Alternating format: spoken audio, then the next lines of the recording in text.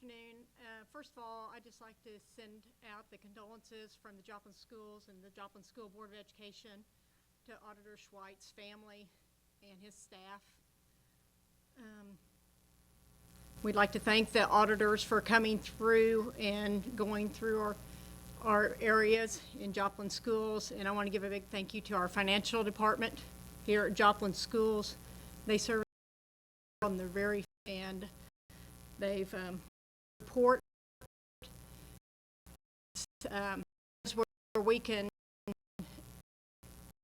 make improvements, and I would turn the microphone over to Dr. C.J. Huff to answer all your questions. We'll be around to answer questions and answer any concerns, but overall the auditor's report was in a timely manner, and as a district we'll remain diligent in our efforts to meet what they ask us to meet.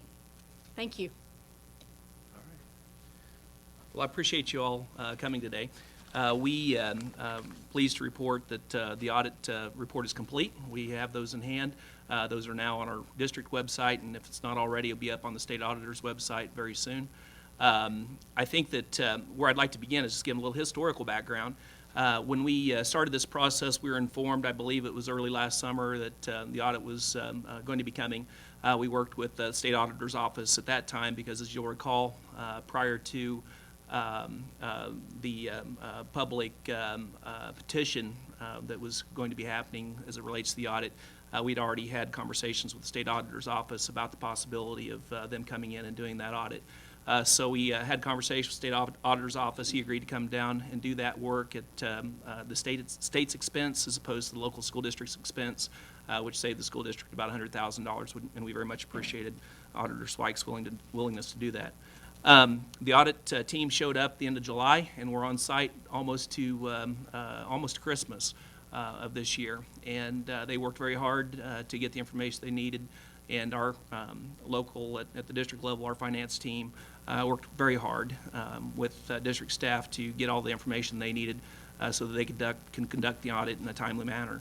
One of the primary concerns, I think, early on during the course of the post-disaster recovery efforts had to deal with directly with our donations received by the district, which I think is a lot of the reasons why I know that's was one of the auditor's early concerns, and certainly concerns of others in the community on how we were handling the magnitude of donations. And just to put it in perspective, over a very short period of time, we received over 7,400 individual donations that were collected by the Joplin schools of various sizes, everything from jars of pennies from kids who wanted to help out kids in Joplin to the $1 million donation from the United Arab Emirates, and everything in between. It was quite a challenge and something obviously we weren't prepared for, and appreciated State Auditor Schweig alerting us to the fact that at some point in time they would be in district checking on how we did with the donations, and so we put a lot of time and effort and resources to that end, and I'm happy to report that there were no findings related to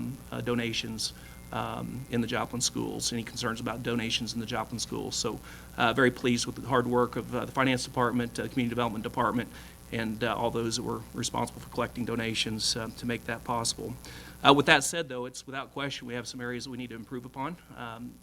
I think that as you read the report, most all of it is process related. He does have those in priority order, starting with the primary concern as it relates to our school district's financial condition, and that's directly related to a lot of conversations we've had in the community about our fund balances, which some refer to as our rainy day fund, funds that we hold in reserve just in case we need them.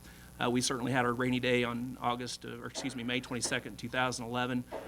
You can see a historical analysis of our fund balances over time. It's Appendix A, I believe, in the packets that were given to you, and you'll see where we had pretty stable fund balances right up until the disaster in 2011, and then you can see the decline from that point forward.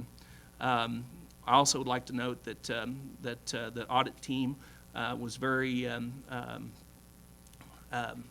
acknowledged the fact that the storm had no doubt had an impact on our fund balances and our current financial standing as it stands as a district, with our fund balances now approaching about 8% is what we're projecting over the course of the recovery effort. That projection was made in July or August of 2011. The school board, in their wisdom, asked the questions, and the finance department and I worked together to put together projections based on the losses we had incurred at that time as a result of the storm and our recovery efforts as it related to the construction of temporary facilities to house the students that no longer had a school to go to, and that was our first primary challenge. And fortunately, we had the fund balances as a district, the rainy day funds as a district, to be able to handle that disaster of unprecedented proportions. So as a direct result of that, we spent roughly $8.5 million of our fund balances over the course of a very short period of time in order to get our schools back online and kids back in school in August of 2011. And so since that time, we've continued to have disaster-related expenses. Even as of today, we still have disaster-related expenses that we're responsible for as a district that we continue to monitor that very, very closely. So again, tribute to Paul Barr and the Finance Department. They made an early projection back in August of 2011 that our fund balances could dip as low as 8% as a direct result of this recovery effort. But it's the full intention of this board. In fact, it's one of our standards of excellence to over time, rebuild our fund balances to a good, healthy 25%, which represents about 3 months in operating reserve. So that was the number one finding by the state auditor's office. That was of most significant concern to the state auditor's office, and the recommendation was for us to continue doing the work we were already doing, which is monitoring that closely. And we have a plan, already have a plan in place to get us back to pre-storm levels over time, and so we will get there. Beyond that, though, most everything else was procedural related process and procedures that needed to be shored up in various aspects of the school district.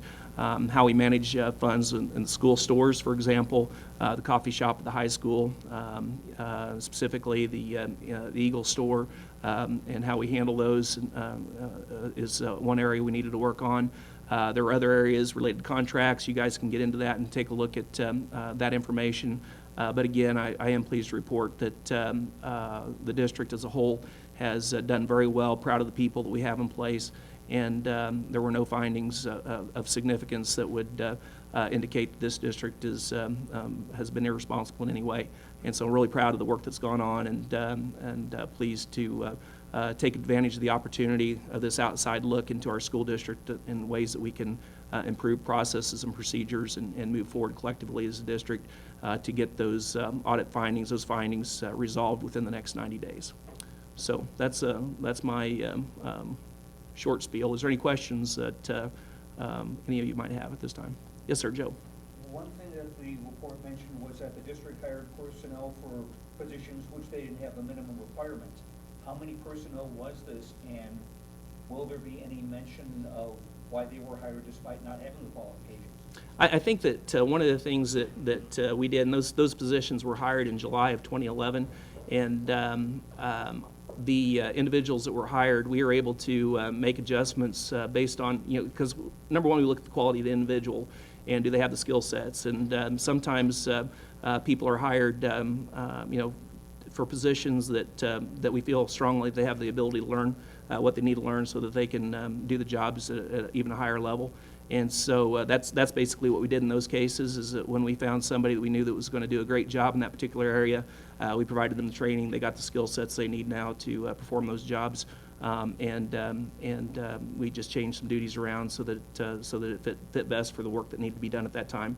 One of the things that you have to understand in our world, it changes so fast that even the superintendent job, or I don't know that I was the most qualified guy to deal with a natural disaster, and yet it was under other duties as assigned. And I think that when you look at what's had to go on, and those particular positions that were hired in July of 2011, June and July of 2011, they were the right people. They're still with us, and they're doing a fantastic job in the positions that they're in. So there were only 2 of those positions, if I recall correctly, from the audit that they looked at that they were concerned about whether or not the job qualifications matched the job description that was posted. Which 2 are those? I'd really rather not get into the individually identifiable part, but there are, I know which 2 positions those are, and is it in there? Are both positions in there? Okay, all right, I didn't want to give out more than I need to.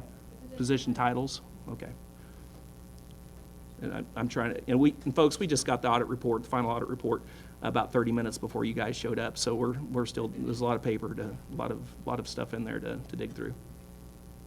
Yes, ma'am? It talked about the declining general fund balance from 16 million to 4.6 million over the last several years. Is that a shocking number? I mean, it seems from the outside looking in, it's a huge difference. Mhm. Yeah, and I think that there, in the audit report, there's a couple of appendices in the back that really tells the story of our disaster recovery effort.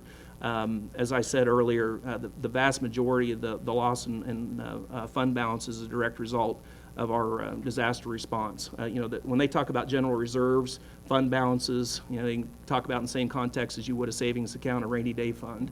And we certainly had a rainy day. We had money set aside for actually what we were preparing for in 2011 was the impending economic disaster. At that time, they were talking about a funding cliff for public schools, and we were actually raising our fund balances. If you'll look on Appendix A of the packet that I handed you, you'll notice that the fund balances increased from 21% to a little over 26%. That was intentional.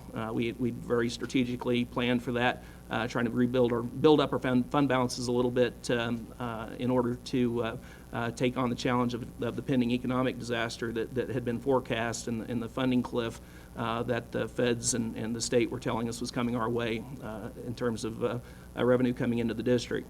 And we just happened to get hit with both. We got hit with an economic disaster and a natural disaster both at the same time. And we're fortunate that we had the fund balances in place in our general revenue fund to keep our district healthy through this very challenging time. It was one of the other things we did after the disaster. We lost about 500 or 600 students after the storm. When I say lost, they moved away. Our student enrollment dropped relatively significantly. We lost about 5% of our enrollment, and we didn't lay off any employees. And we could have justified that, and we didn't, because we felt like it was important that we continue to keep our good people employed, and we felt confident that over time we would get those kids back. And that was a really important move and strategic move on our part, and it turns out we were correct. Our student enrollment's right about back where it was pre-storm at this point. Were there any surprising parts of the audit that just caught you off guard or you weren't expecting? No, I don't think so. There really wasn't anything in there that was surprising. There was an area, again, not a surprise when you look at our capital assets, desks, chairs, furniture, things of that nature. You'll note that was a finding noted in the audit that our asset inventory wasn't very solid. And again, if you look at Appendix B, that map that's on the back that represents all the moves that have taken place over the last 3 or 4 years. The lines in green really is about the last 14 months, and the lines in red were prior to that, immediately after the storm. And so it's pretty easy to see where it'd be hard to track inventory building to building. We had 13 elementary schools prior to the storm. We have 11 now. We had FTC split, Joplin High School, FTC, Joplin High School was split, and 9-10 campus, 11-12 campus, and we had the FTC programming that was also separated, and then we brought them all together under one roof. We had the level of destruction, the amount of assets that were lost in the storm was a real challenge to sort through. And then dealing with the whole FEMA temporary furniture versus permanent furniture replacement, and a lot of definitions around that and just my point being is it made that very, very challenging. We started that process. We just got into our last school this last September when we were able to open up the high school and FTC, and as a result, now that everybody's kind of getting stabilized and moved back in, we can start the process of taking inventory, which has already been happening. And we've been doing that to a degree already, but we can roll out a full-blown inventory effort this spring and into the summer. So we feel like we'll have that shored up by this fall. And I don't think anybody would have faulted us for that fact. It just was what it was. We had a lot of volunteers moving furniture and staff moving furniture, and that was just a difficult challenge for us to overcome. That's what I was going to ask about. So you don't expect it to be a huge financial savings from that district-wide? No.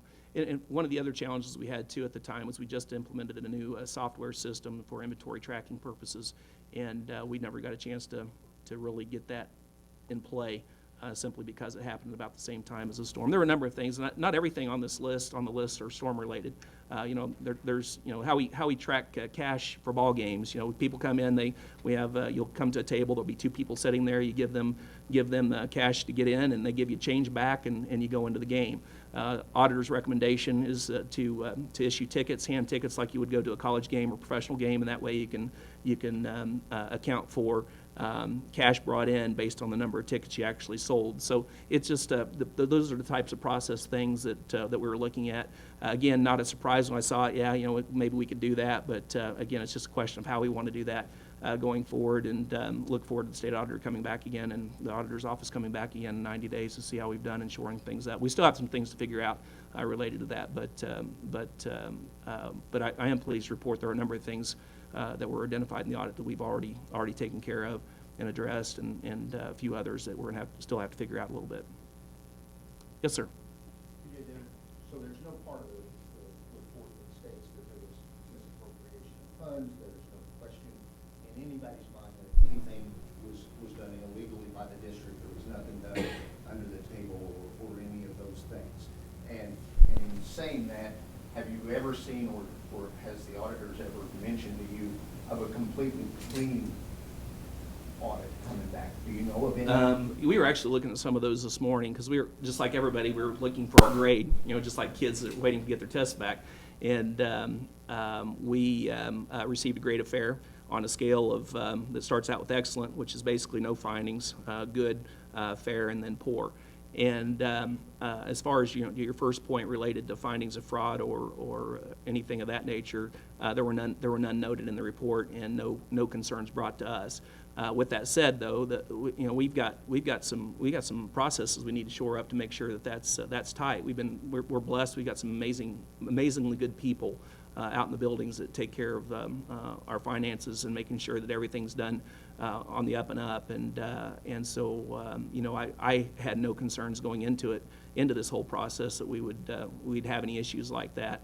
But no question, we can shore up some processes and get better from a process standpoint. And if you think about it, 90 days from now, if the auditor were to come back, the auditor's office were to come back, and they were to give us a grade, and we cleaned all that up, I mean, you could very easily say that we're in the good to excellent range then at that point, because most of these fixes are pretty easy fixes.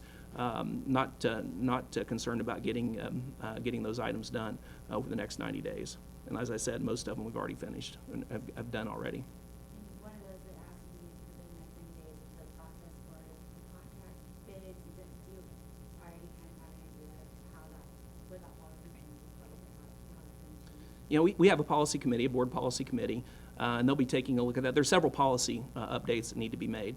There was one that was noted, just as another example, there's one noted related to cell phone stipends and the cell phone policy.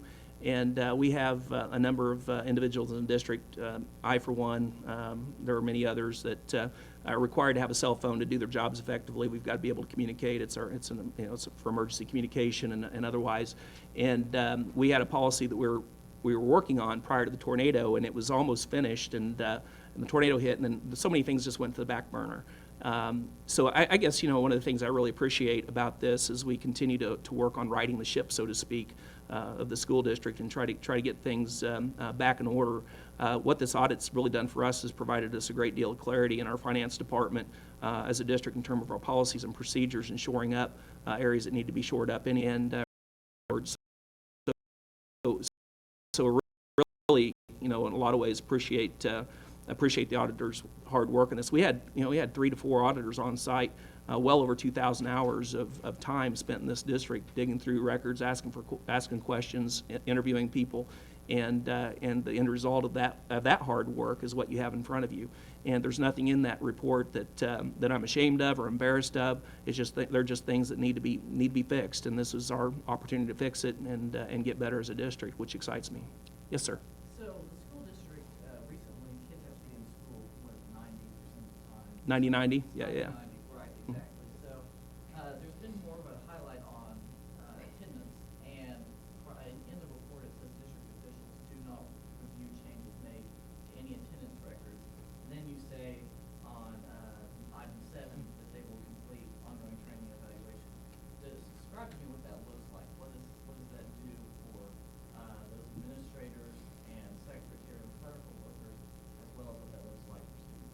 You know, I think primarily Infinite Campus is a system we use to track attendance. And there is an audit feature that has been turned on that actually tracks the changes as they occur. That's something that we've already taken care of. As far as tracking that going forward, it's just a matter of just doing it. You know, just going in and doing you know, quick audits of you know, just pulling a few student records and seeing how that's working for us. But you know, with any change in the software, you know, there's training involved, and we talk about process and procedures too. There's training involved. People need to understand clearly what the processes are, what the expectations are, and that's where our work will be in the next 90 days. It's not really a matter of, it's really not, the work that we'll be doing is really not rocket science. It's been basically putting in processes in place that are written out, that easily understood, and getting the consistency we need district-wide. And when you look at the fact that, you know, with clerical turnover, you know, a lot of the folks that are responsible for implementing processes and procedures, anytime you have turnover in any given department, there's retraining that needs to take place, and we have to and remind ourselves to do that. And so again, you know, this is just a lot of what we're going to be doing are things that needed to be done anyway, and this gives us an opportunity to just kind of take a step back and refocus on those important areas as well as the other aspects of the district that are running well. Any other good questions? Okay, next 90 days. Is everything in terms of 90 days on the timeline? Yeah, that's our goal. I mean, and actually, we want to meet that goal. I think that, you know, as it's mentioned in there, the State Auditor's Office will be back in 90 days to do a check to see how we did on the recommendations. And we fully intend to meet their expectations in every area. There is one, however, that we will be having conversations with not only the State Auditor's Office, but others as well. And it involves Senate Bill 319. It was passed back in 2001 or 2, I believe. It's the reading law. They often call it the retention law. Basically, it says that if a fourth grader is reading below grade level, they have to be retained. And that's not something philosophically that I support, this district supports. It's not something that research supports that's best for kids. And when you stop and think about this idea of local control, that's really a decision we feel like that's in the best interest that should be made by a parent and the teacher, and not by a legislator who thinks it's a good idea. That was a law that was enacted back in 2001, about the same time as No Child Left Behind. And you know, as a statistical example, what happens now is compared to, you know, I don't know what the numbers were like in Joplin at the time, but today I can tell you that in 2000, I believe it's 2012-13 school year, you look at that year of fourth graders, there were 37 students that were eligible for retention, to be retained, 37 kids. We didn't retain any of them. They went on to fifth grade, and the interventions that we have in place for those kids, we had one in fifth grade after their fifth grade year that was still struggling as a struggling reader. Now, you stop and think about that. I don't know very many kids or parents that really want to lose the opportunity to be promoted with their peers, but the most important thing is that we have the interventions in place that can make a difference for these kids. So if we'd followed the law, we'd had 37 kids that had been retained that year that didn't need to be retained, and because we did the right thing for kids, we moved them on to the next grade level with the interventions in place they needed to have in place, and by the end of that year, there were only one of those 37 that was still reading behind grade level out of the entire fifth grade class. Yes, ma'am. You just mentioned that House Senate bill. At the same time, it also says in this summary that the district suggests at-risk students attend summer school and does not require attendance of the parents of students. So you're saying that it shouldn't be left up to a politician to decide, but will the policies be in place to prevent that from happening, that children aren't, you know, just allowed not to, they're allowed to move forward but not having the qualifications? Yeah, I think the main thing that's changed, No Child Left Behind, what it did for this country, nobody really liked it to begin with. There was a lot of controversy around it. But one thing that I noticed early on, you know, the focus on every kid and making sure every kid's needs, educational needs are being met, and there started to be a lot of talk about individualizing, personalizing education for every kid. And when you look at what we're doing at Joplin High School, you look at the structures we have in place system-wide in Joplin right now, I can honestly sit here and tell you that we can personalize instruction for every single kid in our district that has any need. And we've worked hard at that, and it's something that we're very, very proud of. And so we have put systems in place that will get the job done. We don't need a law now that dictates to us whether or not kids are ready to be promoted or not. We have systems in place that will support the educational growth of every kid in our district. And you know, that comes down to great programming and great teachers, and we've got that in Joplin. And you know, as in terms of your question, you know, that we do have the opportunities for summer school. We will be requiring that of those kids in reference to the law, making that effort to make sure that they're in summer school. But at the end of the day, it's going to be a decision that the parents are going to make as to whether or not their kids actually attend summer school or not. And but regardless, we're going to have interventions in place to support that kid, regardless of their ability, and try to get them where they need to be. So if the parents refuse summer school, then they will still be promoted? You know, I think that's a decision that happens at the local level, and we still have ultimately the right, if we don't feel as a district that a student should be promoted because they're so far behind or they're not putting forth the effort to, you know, maybe that's immaturity, maybe there are a lot of things, we still have the right as a district to not promote that student. It's based on our criterion. And we'll take that hard line if we have to, but you know, at the end of the day, you know, it's a partnership between the school district and the parents and that child. And you know, we have great systems in place, and as I said earlier, I mean, when you have 37 kids that are reading behind grade, and keep in mind too, when you look at our you know, we talk about early childhood education and preschool, you know, we look at our preschoolers coming into you know, under the age of 5 kids that are coming to our kindergarten for the first day of school. Over 50% of them are behind when they come to us, and so we're constantly playing catch up every year. And what we find in looking at our data, the longer the kids are with us, the more progress they make towards being on grade level in multiple areas. And so, you know, we're not a perfect system by any stretch of the imagination, but we strive to be. And I think that when we look at the education that we provide for our kids, to the systems that we put in place, to the finances that back up and support those programs, everything we do, we try to do right. And you know, I think that the audit report, whether it's mentioned in there or not, is the reality of it is we do try to do everything right. And I have I'm not embarrassed or ashamed of anything that's in that report. I just see it as an opportunity to get better, and we all have room to improve. And we're appreciative of the fact that the state auditor's office took the time to come down here and spend as much time as they did, looking at as many areas as they did while they were here, and gave us really good feedback so that we could move forward as a district and be better. With the sunshine law that you're going to set up a citizens committee. Yeah.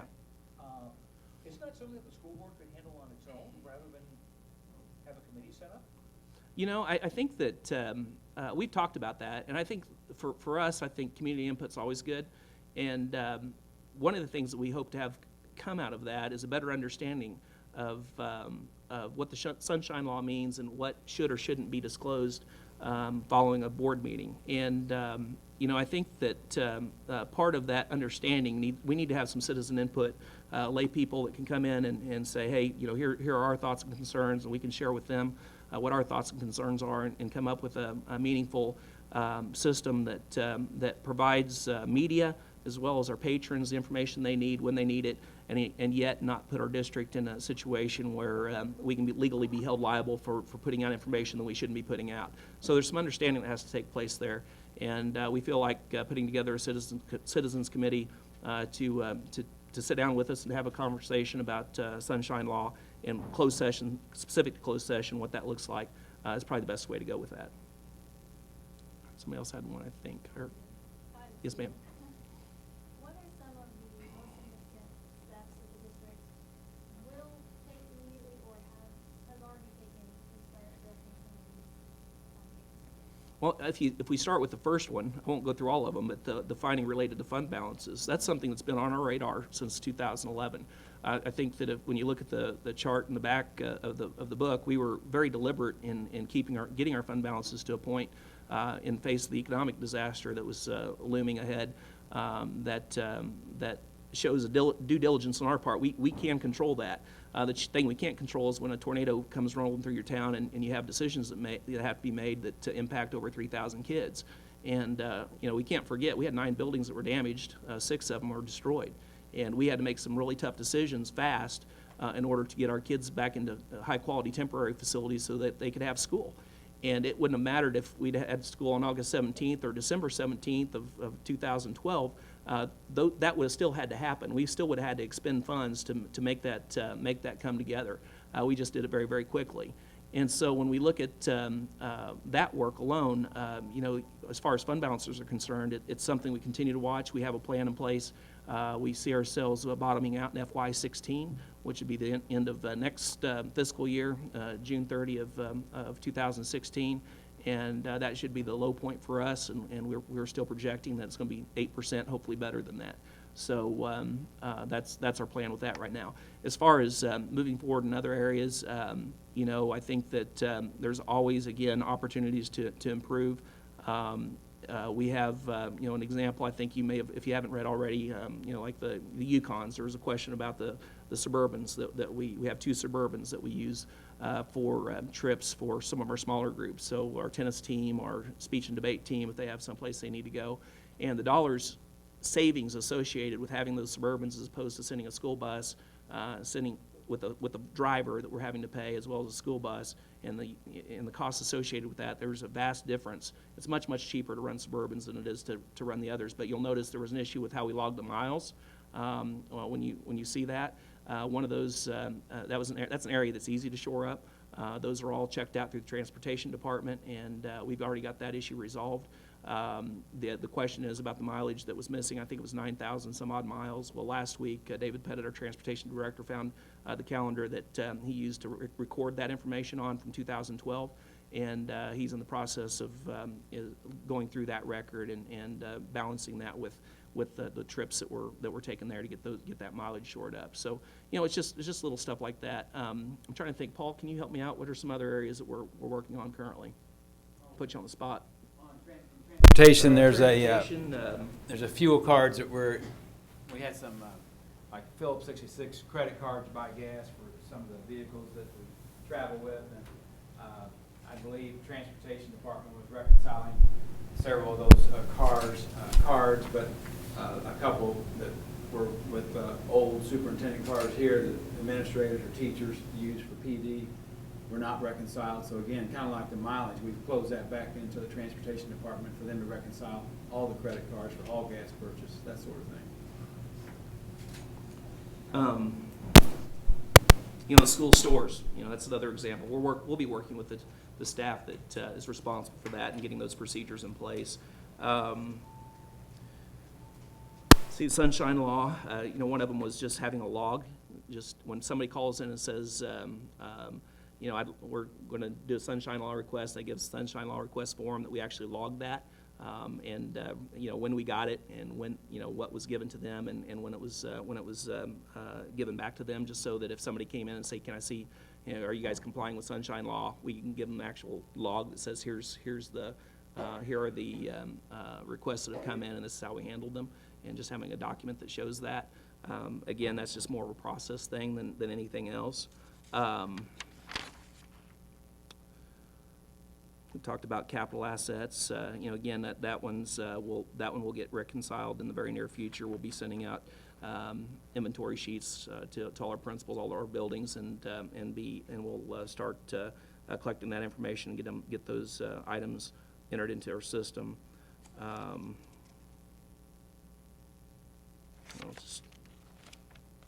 don't know if that answers your question or not, but okay. Going back to fund balance for a second, the 25%, is that a goal that the board set, or is that based on best practices? Both. The board established that goal already, and they also understand too that we're not done with our decline.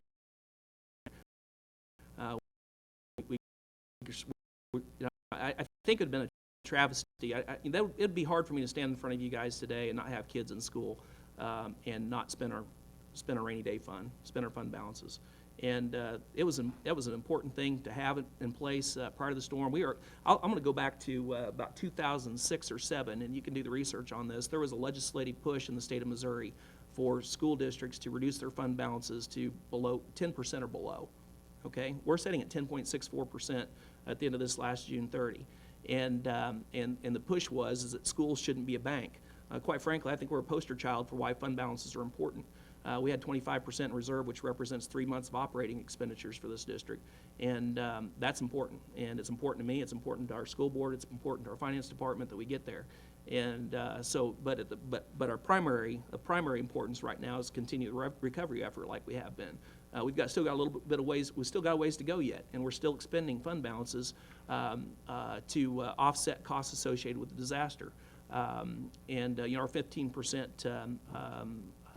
costs associated with every lease that we still, Paul, do we still have any leases in play? We still paying a little bit on the mall? Yeah, a little bit of mall. Okay. Okay, so we're still in the process of remediating the mall, and we're still paying our 15% of that particular lease on a reduced rate. So, you know, there's still storm-related costs that we're incurring, and we can make a decision, and we can balance the budget really quickly, but that means laying off staff and freezing salaries and doing things that are painful, but we have a rainy day fund there for a reason, and so we're going to continue to expend that until such point we're past this disaster and we're in a position that we can start building those funds back. Can you say what that plan looks like to start building this back? Does it include, or could it include any of those things like pay cuts, or is that anything, FEMA reimbursements, or what does that plan look like? Looks like a lot of things, and really it's a conversation that it's going to be up to the board. You know, the first thing that's got to happen though is we've got to you know, the disaster recovery component, the costs associated with disaster recovery have to quit coming in, and as long as that's happening, you know, balancing the budget overall is a challenge. Now, what I will say, and I think Paul would attest to this, we were talking about this from an operational standpoint. We have been balanced. It's just on the cap outlay side every year. Significant transfer every year out of general operating to capital fund budget associated with disaster and ongoing maintenance of facilities. So that's been a major cost to us over the last several years. So from an operational standpoint, we're balanced. It's just this other piece that's storm related that's continuing to drag us down a little bit. So once that stops, we will stabilize immediately at that point, and then it's a matter of this new revenue comes in, you make decisions. Every year we make these decisions. Are we going to pare some of that back and hold it back to build reserves? If so, how fast? How fast does the board want to build it back? You know, do we want to give raises? I would probably say yes, we do. We have some areas we want to shore up there. And so there's going to be a balancing act that goes on over the course of time to get those fund balances back. Paul's been here since, what, 1992? 1994?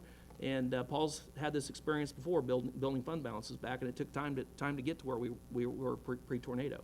Right, the state of Missouri let you lower your capital project fund balance back in '94 down to 8%. They had very restrictive transfer rules that limited how many dollars you could bring over. They didn't want you building a building on the backs of operating funds that they were helping to supply teachers and buy textbooks with. But on this one-time adjustment down to 8%, the district took advantage of that. Then over time, we built back up to what you see in that chart, 20%, 28% and more.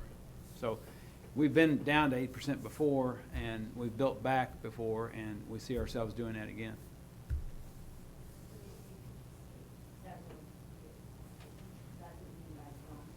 Well, you also have to understand too that we've been hit on a number of levels. You know, that the economic disaster that hit that hurt districts across the country in terms of funding, both federal and state level. Then you have what impacted us, the tornado, which reduced assessed valuation and brought that to a tremendous low for us as a district, and that impacted our local tax base tremendously. You layer on top of that the super TIF challenge that we have in front of us currently, which is a challenge for us, and you throw in House Bill, what was that one last year, 16? I think 1689. 1689, House Bill 1689, which moved monies, that's another $500,000 hit annually until that's corrected, that moves monies away from schools like ours to hold harmless districts that are in wealthier areas. That hurts us. And those are some things that we have zero control over. What we do have control over is how we spend the dollars we have. And we're a very lean district. It's a district that's taken a very conservative approach in everything that's done.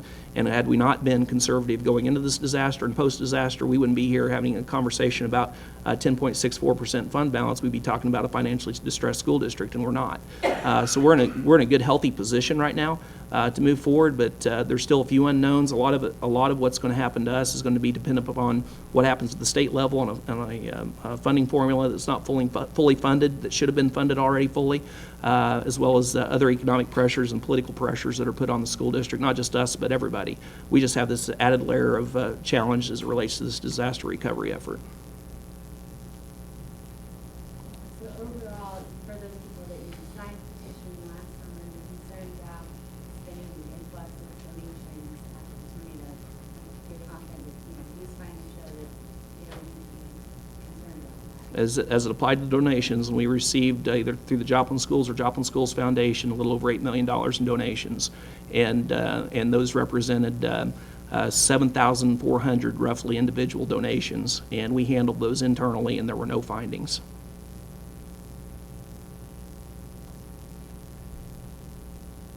Any other good questions?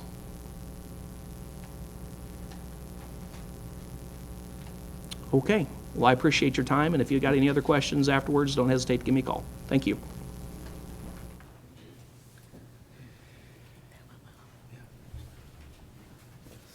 Tomorrow morning. But it did seem to go. But your department's done a fabulous job from the very beginning.